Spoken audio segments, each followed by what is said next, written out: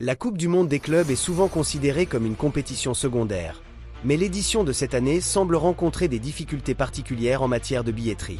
Selon des sources comme The Athletic, moins de 20 000 billets ont été vendus, alors que le Hard Rock Stadium peut accueillir plus de 65 000 spectateurs. La FIFA, consciente de cette situation, a démenti ces chiffres en assurant que l'affluence serait plus élevée, mais sans fournir de chiffres précis. Ce manque de clarté alimente les doutes sur l'intérêt du public pour cet événement. Pour pallier ce problème d'affluence, la FIFA a mis en place plusieurs opérations marketing. L'une des initiatives les plus notables est une collaboration avec le Miami Dade College, une université comptant 100 000 étudiants. Dans le cadre de cette collaboration, la FIFA propose une offre intéressante. Pour l'achat d'un billet à tarif réduit de 20 $, les étudiants peuvent obtenir jusqu'à 4 billets gratuits. Cela signifie qu'ils peuvent assister au match d'ouverture pour seulement 4 $ chacun.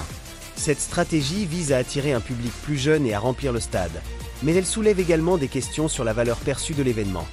La FIFA a également réduit les prix des billets depuis leur mise en vente, avec des réductions importantes sur des billets initialement vendus à des prix exorbitants. Dans une interview avec ESPN, Gianni Infantino, le président de la FIFA, a exprimé sa confiance quant à la réussite de l'événement. Selon lui, le Hard Rock Stadium sera plein, et il a promis une ambiance exceptionnelle. Il a déclaré: « Ce sera historique.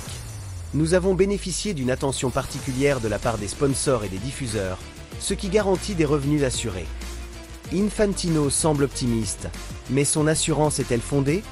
D'autres matchs de la compétition sont également concernés par une baisse significative de l'intérêt, avec des billets pour les demi-finales et la finale ayant subi des réductions drastiques.